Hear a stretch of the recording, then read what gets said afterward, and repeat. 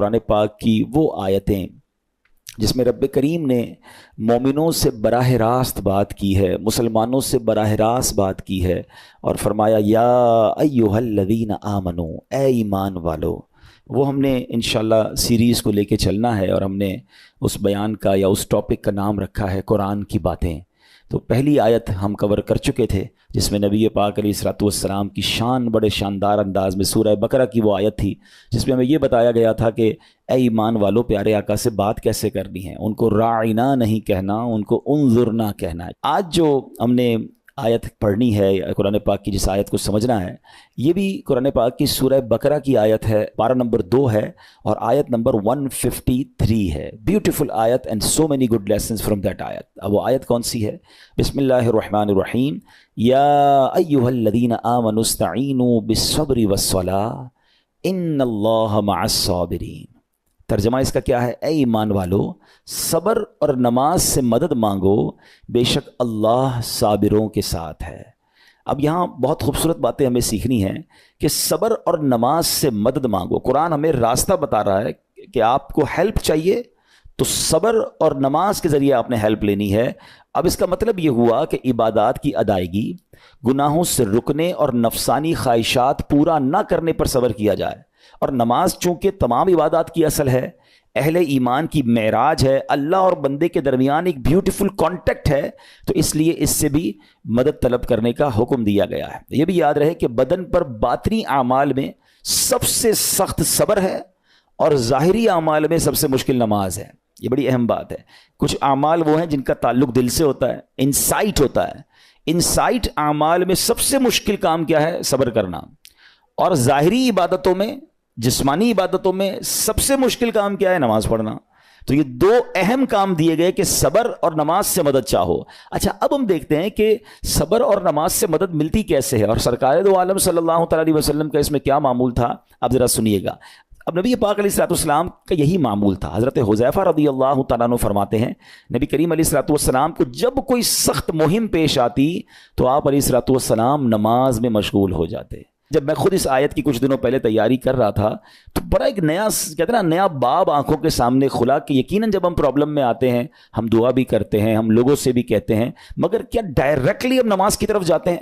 حالانکہ قرآن نے ہمیں پرابلمز کا سولوشن کیا دیا ہے کہ صبر اور نماز سے مدد چاہو۔ اب آگے چلیں، حضرت عمر فاروق کا بھی یہی عمل تھا کہ کوئی مشکل درپیش آتی تو آپ رضی اللہ تعالیٰ عنہ کو اگر کبھی اسلامی فوجوں کے آنے میں تاخیر پتہ چلتی، یعنی آپ چونکہ جنگوں کے لیے فوجوں کو روانہ کرتے تھے، بہت شاندار اسٹریٹجک پلانر تھے، تو اب فوج گئی اور ایکسپیکٹیشن یہ تھی کہ فلاں ٹائم کو واپس آ جائے گی۔ اس زمانے میں ٹیلی فون تو تھا نہیں، انٹرنیٹ تو تھا نہیں کہ لوکیشن شیئر ہو جائے گی یا کال آ جائے گی کہ سر ہم یہاں رکے ہوئے ہیں۔ اب ٹائم ہو جاتا اور فوج واپس نہ آتی نا، تو آپ اب اس کو کیا کرتے؟ کیا پتہ تو نہیں کیا ہوا ان کے ساتھ، خیریت سے آ جائیں، تو آپ نماز میں مشغول ہو جاتے، نماز کے لیے کھڑے ہو جاتے۔ اب کیا ہمارے ساتھ کبھی ایسا ہوتا ہے کہ ہمارا بچہ کہیں گیا ہے، اس کی خبر نہیں آ رہی، یا کوئی چیز ہماری آنی ہے ابھی تک پہنچی نہیں ہے، یا کوئی اچھی نیوز نہیں آ رہی ہے، تو ہم کیا اس کے لیے نماز کی طرف جاتے ہیں؟ یہ نبی پاک کا ہمیشہ معمول رہا۔ حضرت عبداللہ بن محمد حنفیہ رحمۃ اللہ تعالی علیہ فرماتے ہیں کہ میں اور میرے والد ایک انصاری رشتہ دار کے پاس عیادت کرنے گئے۔ جب نماز کا وقت ہوا تو انہوں نے اپنے اہل خانہ میں سے کسی کو پکارا کہ اے لڑکی، وضو کا پانی لے آؤ اور ہمارے لیے نماز میں راحت پہنچاؤ، نماز پڑھ کر میں راحت پاؤں، جلدی سے وضو کا پانی لے آؤ۔ تو کہتے ہیں ہم نے ان انصاری شخصیت کے الفاظ پر بڑا تعجب کیا کہ نماز سے راحت کیسے ملتی ہے؟ تو انہوں نے کہا میں نے نبی پاک علیہ الصلوۃ والسلام کو فرماتے سنا ہے، اے بلال کھڑے ہو اور ہمیں نماز کے ذریعے راحت پہنچاؤ۔ And it means نماز is a relaxation for all of us. نماز is the way to solve your problem. آپ کو جب کوئی پرابلم آئے نا، آپ اللہ کی بارگاہ میں نماز کے لیے کھڑے ہو جائیں۔ مکروہ وقت نہیں ہے، آپ نوافل پڑھنا شروع کر دیں۔ آپ دیکھیں نماز ہیلپ کرے گی آپ کی، نماز سے آپ کے لیے راحتیں ہو جائیں گی۔ آپ کی حضرت عبد الرحمن بن عوف کتنے بڑے صحابی ہیں رضی اللہ تعالیٰ، یہ وہ صحابی ہیں کہ جو عشرۂ مبشرہ میں سے بھی ہیں، and he was billionaire on that time۔ سب سے امیر صحابہ میں جو نام آتے ہیں وہ حضرت عثمان غنی اور حضرت عبد الرحمن بن عوف رضی اللہ تعالیٰ کے نام آتے ہیں۔ آپ کا ایک بار بے ہوشی، غشی طاری ہوئی، ٹھیک ہے، انکانشیس ہو گئے آپ، تو آپ کی والدہ نے کیا کیا؟ آپ کی والدہ، لوگ سمجھے کہ آپ کی جان نکل گئی ہے، آپ کی والدہ مسجد کی طرف چل پڑیں تاکہ وہاں جا کے نماز پڑھیں اور اس سے مدد حاصل کریں۔ جب حضرت عبد الرحمن بن عوف کو ہوش آیا نا، تو لوگوں نے کہا کہ آپ کی طبیعت کیسی ہے؟ تو آپ نے کہا کیا مجھ پر غشی طاری ہو گئی تھی ہیں؟ تو کہا جی تو کہتے ہیں بے شک میری بے ہوشی میں میرے پاس 2 فرشتے آئے اور کہنے لگے تم چلتے نہیں کہ ہم تمہیں خدا کی بارگاہ میں لے جائیں اور تمہارے بارے میں فیصلے لیے جائیں. دوسرے فرشتے نے کہا انہیں لوٹا دو, یہ ان افراد میں سے ہے جن کے لیے ان کی ماؤں کے پیٹ میں ہی سعادت مندی لکھ دی گئی تھی, اور ان قریب اللہ تعالیٰ ان کے ذریعے ان کی اولاد کو جب تک چاہے گا نفع دے گا. اس کے بعد آپ رضی اللہ تعالیٰ عنہ 1 مہینہ مزید زندہ رہے, اس کے بعد انتقال ہوا. تو پتہ چلا کہ آپ کی والدہ نے نماز پڑھی, اللہ سے مدد مانگی اور آپ کو اللہ نے ایک نئی زندگی عطا فرمائی. تو آپ اپنی زندگی میں اس پریکٹس کو آج اس آیت سے دیکھیں, ہم نے کرنا کیا ہے. ہم جب بیان میں آئیں تو صرف بیان نہیں سننا ہے, ہم نے اللہ نے مجھے کہا کیا ہے. ہم اس ٹاپک کو لے کے اسی لیے چل رہے ہیں نا کہ میرے رب نے ڈائریکٹلی مجھ سے کیا بات کی ہے. تو آج اس آیت میں یہ لیسن مل رہا ہے کہ جب کسی پرابلم میں ہیں, کلیمٹی میں ہیں, تو اللہ کی طرف جانا ہے اور نماز سے مدد چاہنی ہے. وَاسْتَعِينُوا بِالصَّبْرِ وَالصَّلَاةِ. اچھا اب آپ دیکھیں پیارے آقا کی نماز کی کیسی عادت تھی. بادل گرجتے تھے, آندھی چلتی تھی, کسی بری خبر کی اطلاع آ رہی ہوتی تھی, نبی پاک نماز کی طرف چلے جاتے. اچھا مجھے بتائیں نماز استسقاء کیا ہے؟ بارش نہیں ہو رہی ہے, پیارے آقا نماز پڑھا رہے ہیں. سورج گہن ہو رہا ہے, نبی پاک نماز پڑھا رہے ہیں. چاند گہن ہو رہا ہے, پیارے آقا نماز کی طرف. یعنی کس قدر اللہ کی طرف رجوع ہے. And whenever anything bad happen یا گوئنگ ٹو بیڈ ہیپن, ہونے والی لگ رہی ہے, کچھ بڑا ہونے والا ہے. ہمیں بھی تو خبریں آ رہی ہوتی ہے نا کہ بھائی کل بہت شدید بارش ہوگی, اللہ نہ کرے کوئی اور بری خبر ایکسپیکٹیشن ہے. آپ کو کاروبار میں کوئی ایسی خبر آنے کا ڈر ہے, یا آپ کی کوئی شپمنٹ جاری ہے, واٹ ایور, آپ چاہتے ہیں ہر چیز بہتر ہو جائے. قرآن نے فارمولا دیا نا, وَاسْتَعِينُوا بِالصَّبْرِ وَالصَّلَاةِ. اللہ نے ڈائریکٹلی مجھے اور آپ کو کہا ہے.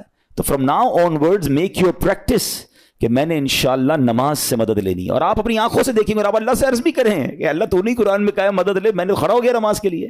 تو نماز سے آپ نے مدد لینی ہے. اچھا اب اس کے بعد آیت کا جو سیکنڈ پارٹ ہے کہ صبر سے بھی مدد لینی ہے. اور آگے کیا فرمایا, ان اللہ مع الصابرین, اللہ صابروں کے ساتھ ہے. سبحان اللہ. اس کا مطلب یہ ہوا کہ اللہ تعالیٰ اپنے علم و قدرت کے ساتھ ویسے تو ہر کسی کے ساتھ ہے, لیکن یہاں صبر کرنے والوں کا خاص ذکر اس لیے ہوا تاکہ انہیں معلوم ہو جائے کہ اللہ تعالیٰ ان کی مشکلات کو دور فرما دے گا. مگر کرنا کیا ہے؟ صبر کرنا ہے. اچھا اب صبر کے بارے میں 2 باتیں بڑی اہم ہیں کہ صبر نارملی ہم جب بھی صبر کے بارے میں سنتے ہیں تو صبر ہم کہتے ہیں یار تکلیف آئی ہے صبر کرو, یقیناً یہ بھی صبر ہے, مگر صبر کی ایک اور قسم بھی ہے جو اس سے بھی سپیریئر ہے, جو اس سے بھی افضل ہے. اور وہ کیا ہے؟ گناہ کے لیے دل چاہے, حرام کے لیے دل چاہے, نفسانی خواہشات برا کام کروانا چاہ رہی ہیں اور بندہ اس پر صبر کرے. یہ صبر جو ہے نا یہ شریعت کو اور محمود ہے اور بڑا افضل ہے کہ انسان کو جی چاہے کہ فلاں گناہ کرنا ہے مگر وہ اس پر صبر کرے. اور دوسرا صبر وہی ہے جو ہم جانتے ہیں کہ کوئی مصیبت آ جائے, کوئی آفت آ جائے, کوئی ہمارا اللہ نہ کرے کسی سے لڑائی ہو جائے, ہمیں کوئی برا بلا کہے, ہم اسے معاف کر دیں, صبر کریں. یا جسمانی تکلیف ہے, کاروبار میں پرابلم ہے, ہم اللہ کی رضا پر راضی رہیں. تو یہ 2 قسم کے صبر ہیں. اور جب کوئی بندہ صبر کرتا ہے نا تو قرآن و حدیث اور بزرگان دین کے اقوال سے میں اب آپ اس کے 10 فائدے بتانا چاہتا ہوں. میں کہتا جاؤں گا, آپ اللہ کے ذکر کی نیت سے سبحان اللہ بھی کہتے رہیں, جنت میں درخت بھی لگاتے رہیں. ٹھیک ہے. اللہ تعالیٰ صبر کرنے والوں کے ساتھ ہے. صبر کرنے والے کو اس کے عمل سے اچھا اجر ملے گا, صبر کرنے والے کو بے حساب اجر ملے گا. صبر کرنے والوں کی جزا دیکھ کر قیامت کے لوگ حسرت کریں گے. صبر کرنے والے رب کریم کی طرف سے درود و ہدایت اور رحمت پاتے ہیں. صبر کرنے والے اللہ کو محبوب ہیں. صبر آدھا ایمان ہے. صبر جنت کے خزانوں میں سے ایک خزانہ ہے. صبر کرنے والے کی خطائیں مٹا دی جاتی ہیں اور صبر ہر بھلائی کی کنجی ہے. اب آتے ہیں ان دونوں صبر کو تھوڑا سا ڈیفائن کرتے ہیں. ایک نفسانی خواہشات, گناہ کا جی چاہتا ہے, کیونکہ نفس ہے نا وہ تو ہر وقت موج مستی چاہتا ہے, وہ تو ہر وقت چاہتا ہے جناب بس یہ بھی کام کر لوں وہ بھی کر لوں. اب مجھے یہ دیکھنا ہے کہ میرا یہ کام اللہ کو راضی کرے گا یا رب کو ناراض کر دے گا. لیکن جو نفسانی خواہشات پر صبر کرتا ہے نا, گناہ سے اپنے آپ کو بچاتا ہے. قرآن کیا کہتا ہے؟ وَأَمَّا مَنْ خَافَ مَقَامَ رَبِّهِ وَنَهَى النَّفْسَ عَنِ الْهَوَىٰ فَإِنَّ الْجَنَّةَ هِيَ الْمَأْوَىٰ. اور رہا وہ جو اپنے رب کے حضور کھڑے ہونے سے ڈرا اور نفس کو خواہش سے روکا تو بے شک جنت ہی اس کا ٹھکانہ ہے. دل چاہ رہا ہے, شیطان کہہ رہا ہے کر لے, کوئی دیکھنے والا نہیں ہے, علاقہ بھی چینج کر لیا, شہر بھی تبدیل ہو گیا, nobody here to watch you, مگر اللہ دیکھ رہا ہے. اچھا نارملی اگر غور کریں گناہ کرتے کیوں ہیں؟ جتنے بھی گناہ ہیں, واٹ ایور لسٹ آف گناہ اٹھائیے, کوئی شراب پیتا ہے, کوئی بدکاری کرتا ہے, معاذ اللہ, کوئی جوا کھیلتا ہے, کوئی جناب بے حیائی کرتا ہے, گندی چیزیں دیکھتا ہے یا جھوٹ بولتا ہے, واٹ ایور, ان تمام گناہوں میں تھوڑی سی لذت ہے, ٹیسٹ. ٹھیک ہے. غیبت میں بھی ٹیسٹ ہے, بلکہ کتابوں میں آیا کہ غیبت میں شراب سے بھی زیادہ مزہ ہے, جبھی تو بندہ چھوڑتا نہیں ہے.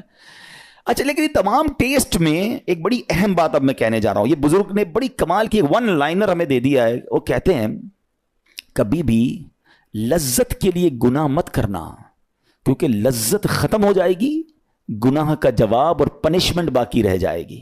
اب آپ اس فارمولے کو سامنے رکھیں کہ جب بھی ہم گناہ کرتے ہیں فیو منٹس یا فیو آورز کی ایک انجوائمنٹ ہے, آفٹر دیٹ انجوائمنٹ ختم, مگر اس کا جواب باقی ہے, عذاب باقی ہے, اللہ نہ کرے اللہ ناراض ہوا تو پنشمنٹ باقی ہے. تو کیا فرمایا, انجوائمنٹ کے لیے گناہ مت کرنا, انجوائمنٹ ختم ہو جائے گی, عذاب باقی رہ جائے گا. اور اگلا سینٹنس کتنا خوبصورت ہے, فرماتے ہیں کبھی بھی تکلیف کی وجہ سے نیکی مت چھوڑنا, تکلیف ختم ہو جائے گی, اجر باقی رہ جائے گا. اب مثال دیتا ہوں, اس کے 2-3 ایگزامپل سمجھیے. گناہ کی ایگزامپل تو آپ سمجھ گئے کہ کوئی بھی تھوڑی دیر کا گناہ کرتا ہے, لذت پاتا ہے, وہ گناہ ختم, عذاب باقی. اب نیکی میں کیا ہوتا ہے, فجر کے لیے اٹھنا, نیند آ رہی ہے, دل نہیں چاہ رہا, آپ اٹھے, آپ نے وضو کیا, فجر پڑھا, وہ اٹھنے کی تکلیف تو ختم ہو گئی نا, واپس سونا ہے تو سو جائیے, مگر فجر کا اجر اور ثواب باقی رہ گیا ہے. رمضان کے روزے ڈیفیکلٹ ہیں, لیکن افطار کے بعد تکلیف ختم ہو جاتی ہے, ہم کھاتے پیتے ہیں, موج کرتے ہیں, مگر ثواب باقی رہ جاتا ہے. کبھی کبھی آپ کو کوئی مسجد میں بلاتا ہے, یار چلو بھائی بیان ہو رہا ہے, اجتماع ہو رہا ہے, کوئی نیکی کی بات ہو رہی ہے, نہیں یار دل نہیں چاہ رہا, آپ آ گئے, آدھے 1 گھنٹہ بیٹھے, پھر چلے گئے, وہ آپ کا جو ٹینشن تھا یا پریشر تھا وہ ختم ہو گیا, مگر ثواب باقی رہ گیا. تو اب اس فارمولے کو یاد رکھیے گا, جب بھی گناہ آپ کی طرف آئے نا, آپ سوچیں کتنی دیر کا فائدہ ہے, 1 گھنٹہ دوستوں کے ساتھ بیٹھوں گا, بری باتیں کروں گا, 2 گھنٹے فلم دیکھوں گا, 2 ڈھائی 3 گھنٹے, بس اس کے بعد جواب تو باقی ہے نا, قیامت تک اللہ کو جواب دینا پڑے گا. نہیں یار مجھے انجوائمنٹ کے لیے گناہ نہیں کرنا ہے. اور جب کوئی نیکی کا کام آئے اور آپ کو لگے یار دل نہیں چاہ رہا, مزہ نہیں آ رہا, بوریت ہوگی, چھوڑنا یار, تو بندہ سوچے کتنی دیر کی نیکی ہے, آدھے گھنٹے کی, 1 گھنٹے کی, بس 2 گھنٹے کی, اور ثواب باقی رہ جائے گا. Let's do it. اگر یہ بات سمجھ آ گئی نا آپ کو, تو انشاءاللہ دیکھیے گا گناہ سے بچنا اور نیکیاں کرنا آسان ہو جائے گا. تو اب کیا فرمایا قرآن نے کہ جس نے اپنے نفس کو روکا, کیا خوبصورت آیت ہے, وَأَمَّا مَنْ خَافَ مَقَامَ رَبِّهِ وَنَهَى النَّفْسَ عَنِ الْهَوَىٰ, اور رہا وہ جو اپنے رب کے حضور کھڑے ہونے سے ڈرا اور نفس کو خواہش سے روکا, تو بے شک جنت ہی اس کا ٹھکانہ ہے. اور ایک اور جگہ کمال سے فرمایا, وَلِمَنْ خَافَ مَقَامَ رَبِّهِ جَنَّتَانِ, مبارک ہو ان کو جو اللہ سے ڈرتے ہیں نا, صبر کرتے ہیں, گناہ نہیں کرتے, رک جاتے ہیں. قرآن کہتا ہے جو اپنے رب کے حضور کھڑے ہونے سے ڈرے اس کے لیے 2 جنتیں ہیں, 1 نہیں 2 جنتیں ہیں. سورہ رحمان کی آیت ہے. تو پتا چلا کہ نفس کو روکنا یہ آسان بھی نہیں ہے, ہاں دل بہت چاہتا ہے, مگر یہ صبر جو ہے نا, ان اللہ مع الصابرین کا جو معراج ہے, جو ٹاپ آف دا لسٹ صبر ہے, وہ یہ صبر ہے. اچھا اب آتے ہیں ایک اور صبر کی صورت, کہ اب آپ کو کسی نے غصہ دلا دیا, برا بھلا کہا, یا آپ کے مزاج کے خلاف بات ہو گئی, اب آپ نے روکنا ہے اپنے آپ کو. اب غصے کا اظہار نہیں کرنا, لڑائی نہیں کرنی, گالی کا جواب گالی, اینٹ کا جواب پتھر, انگریزی کا مقولہ ہے نا ٹٹ فور ٹیٹ, جیسے کو تیسا نہیں, یہ ہماری شریعت ہمیں نہیں سکھاتی. اچھا آج کل کسی کو کہو نا یار آپ کیوں یار لڑائی کر رہے ہیں, بھائی میں جواب نہ دوں تو لوگ سمجھیں گے کمزور آدمی ہوں, مجھے اپنا روب بھی تو رکھنا ہے, میں بھی تو پتہ چلے کون ہوں, اپنا بتاؤں تو صحیح کون ہوں. سچی بات پتہ کیا ہے, جو ٹٹ فور ٹیٹ کرتا ہے, گالی کا جواب گالی سے دیتا ہے نا, وہ واقعی بتا دیتا ہے وہ کون ہے, وہ اپنا تعارف کروا رہا ہوتا ہے کہ یہ بھی ایسا ہے, میں بھی ویسا ہی ہوں. او بھائی. اچھا پھر ایک اور عجیب جملہ بڑا مشہور ہے آج کل, جناب ہم شریف کے ساتھ شریف ہیں, ہم بدماش کے ساتھ بدماش ہیں. مجھے آج تک سمجھ نہیں آئی یہ کون سا بٹن لگا ہوا ہے آپ کے اندر کہ شریف کے ساتھ آپ شریف ہو جاتے ہیں, بدماش آتا تو آپ بھی بدماش ہو جاتے ہیں. جناب والا, شریف آدمی شریف کے ساتھ بھی شریف ہوتا ہے, بدماش کے ساتھ بھی شریف ہوتا ہے. جب بھی تو وہ غلط آدمی اچھا ہوگا نا. نبی پاک علیہ الصلوۃ والسلام نے گالیاں سن کر دعائیں دی ہیں, پتھر برسانے والوں کو بھی دعائیں دی ہیں, مگر ہم تو تیار ہی رہتے ہیں یار میں بتاؤں گا اس کو میں کون ہوں, 1 گالی دی ہے میں اس کے ساتھ پشتوں کو گالیاں دوں گا. تو پھر آپ بھی ویسے ہی ہوگا نا جناب. حدیث پاک کیا ہے, ہو از مور اسٹرانگر, ہو از مور پاورفل. اللہ کے حبیب علیہ الصلوۃ والسلام فرماتے ہیں کہ بہادر وہ نہیں, یہ بخاری شریف کی حدیث ہے, بہادر وہ نہیں جو پہلوان اور دوسرے کو پچھاڑ دے, بلکہ بہادر وہ ہے جو غصے کے وقت اپنے آپ کو قابو میں رکھے. اصل بہادری یہ ہے. تو اگر آپ نے واقعی صبر سے مدد لینی ہے, ان اللہ مع الصابرین کا مجدہ لینا ہے, تو بدلے نہیں لینا ہے, معاف کرنا ہے. ذرا مل کر میرے ساتھ شب قدر کی دعا دہرائیے گا, اللہم انک عفو کریم تحب العفو فاعف عنی, اللہم انک عفو کریم تحب العفو فاعف عنی, اللہم انک عفو کریم تحب العفو فاعف عنی. واٹ از دا میننگ, اس دعا کا معنی کیا ہے؟ اللہم انک عفو, اے اللہ تو معاف کرنے والا ہے, تحب العفو, معافی کو پسند کرتا ہے, فاعف عنی, اللہ مجھے بھی معاف کر دے. ہم کیا کہہ رہے ہیں اللہ سے, اللہ مجھے معاف کر دے اور میرے سارے اگلے پچھلے گناہ معاف کر دے. مگر دیر از اے کوسچن, آپ نے معاف کر دیا سب کو؟ بندہ کہتا نہیں میں تو انتظار میں بیٹھا ہوں, میں تو موقع کی تلاش میں, بس موقع ملے پھر بتاؤں گا میں کون ہوں. ہاتھ میں آ نہیں رہا بندہ, ٹرائی کر رہا ہوں کسی جگہ آ جائے, بس کوئی اس کے پیسے ویسے آ جائیں, کوئی اس کا معاملہ میرے پاس آ جائے, بس پھر دیکھو کیا کرتا ہوں. بیٹھے اس انتظار میں بیٹھے بہت سارے لوگ, کمال ہے یار. یعنی دشمنیاں پالی ہوئی ہیں, رشتہ داریاں کاٹی ہوئی ہیں, دوستوں کے پاس جا نہیں رہے ہیں, میاں بیوی میں لڑائی ہے, ایک سوری کے لیے بیوی گھر بیٹھی ہے, وہ کہتی شوہر سوری کہہ دے تو میں آ جاؤں گی, شوہر کہتا ہے بیوی معافی مانگ لے تو میں لے آؤں گا. ارے بھائی کوئی بھی آگے بڑھ کے معافی کر لو بھائی, اللہ سے معافیاں مانگ رہے ہو, بندوں کو معاف کرنے کے لیے کوئی تیار نہیں ہے. مجھے خود بتائے نا یہ کیسی دعا ہے کہ اے اللہ تو مجھے معاف کر دے, میں نے کسی کو معاف نہیں کرنا. یہ بنتی ہے دعا؟ اللہ سے پتہ ہے کیا کہیں, اے اللہ میں نے بندہ ہو کر تیرے سارے بندوں کو معاف کر دیا ہے, تو سب سے بڑا معاف کرنے والا ہے نا, اللہ تو بھی مجھے معاف کر دے. Look at the way to talk, یہ مزہ ہے نا بات کرنے کا, پھر دعا کرنے کا لطف بھی آئے گا آپ کو. تو دشمنیاں نہ رکھیں, غصے پر قابو پائیں, معاف کریں. ایک حدیث سن لیجئے, لرزا دیتی ہے, ڈرا دیتی ہے. اللہ کے نبی علیہ الصلوۃ والسلام فرماتے ہیں جو رحم نہیں کرتا اس پر رحم نہیں کیا جاتا. حدیث کا خلاصہ ہے. اور جو معاف نہیں کرتا اسے معاف نہیں کیا جاتا. اب بتائیے ہم معاف کرتے ہیں, ہم رحم کرتے ہیں, ہم کہتے ہیں اللہ ہم پر رحم کرے, ہم کسی پر رحم نہ کریں. نہیں ہوگا رحم, پہلے اپنے اندر تو لائیے یہ باتیں. اب ایک آیت سنیے گا, اس کے تحت ایک واقعہ, اور پھر میں بیان کو کنکلوڈ کرتا ہوں. اللہ کریم ارشاد فرماتا ہے الذین ينفقون فی السراء والضراء والکاظمین الغیظ والعافین عن الناس واللہ یحب المحسنین. قرآن میں رب فرماتا ہے وہ جو خوشحالی اور تنگ دستی میں اللہ کی راہ میں خرچ کرتے ہیں. یہ بڑی خوبصورت بات ہے, یہ غریب اسلامی بھائیوں کے لیے بھی مدنی پھول ہے. امیر تو خرچ کرتا ہے نارملی, غریب خرچ نہیں کرتا اللہ کی راہ میں. ہمارے قبلہ مفتی قاسم صاحب نے تفسیر قرآن صراط الجنان میں ایک بڑی پیاری بات لکھی. آپ کہتے ہیں پوری دنیا کے امیروں کا سروے کر لینا, ان کی جو پیسے بڑھنے کی ایک وجہ یہ بھی ہوتی ہے کہ وہ کہیں نہ کہیں چیریٹی کر رہے ہوتے ہیں, مدد کر رہے ہوتے ہیں. وہ مدد اور وہ نیکی ان کے پیسے بڑھا رہی ہوتی ہے. اور پوری دنیا کے غریبوں کا سروے کریں تو ان میں سے بڑی تعداد وہ جو خرچ ہی نہیں کرتی اللہ کی راہ میں. کہتے ہیں ہم کیا خرچ کریں, ہم تو غریب ہیں, ہم پر لوگ خرچ کریں. میں آپ کو فارمولہ دے رہا ہوں اور یہ قرآن سے دے رہا ہوں. جو تنگی میں بھی اللہ کی راہ میں خرچ کرتے ہیں, جو خوشحالی میں بھی خرچ کرتے ہیں. آپ تنگی میں آپ روپیہ خرچ کریں, یہ نہیں کہتے آپ 10,000 روپے خرچ کریں, جتنی آپ کی حیثیت. یہ کاروبار ہے, آپ 1 روپیہ دیں گے اور آئے گا, آپ 10 روپے دیں گے اور آپ کسی نہ کسی نیکی کے کام میں خرچ کرتے رہیں, آپ غربت سے باہر آ جائیں گے. If you want to take out yourself from that problem, آپ آئیں اللہ کی راہ میں خرچ کرنا شروع کریں. قرآن کہہ رہا ہے کہ جو تنگی اور خوشحالی میں اللہ کی راہ میں خرچ کرتے ہیں. اور اگلا پارٹ کتنا خوبصورت ہے, فرمایا والکاظمین الغیظ والعافین عن الناس, فرمایا اور غصہ پینے والے اور لوگوں سے درگزر کرنے والے. انعام کیا ہے, واللہ یحب المحسنین, اور اللہ نیک لوگوں سے محبت فرماتا ہے. اور پھر ہاں زندگی میں کلیمٹیز, پرابلم, بیماریاں, مشکلیں, قرآن خود کہتا ہے کہ من قریب تمہیں آزمائیں گے. کبھی بیماری آئے گی, کبھی بھوک آئے گی, کبھی مال کم ہو جائیں گے, کبھی ڈسٹربنس آئے گی, خوف آ جائے گا.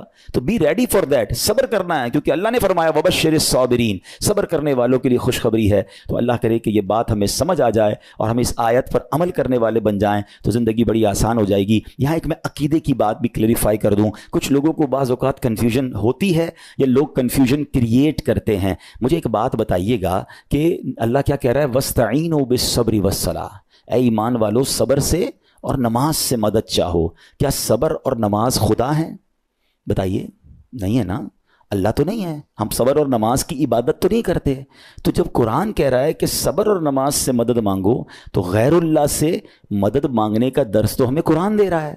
تو اس کا مطلب یہ ہوا کہ اللہ کے سوا کسی چیز سے یا کسی شخصیت سے مدد لینے کا مقصد یہ نہیں ہوتا کہ ہم اس کی عبادت کر رہے ہیں.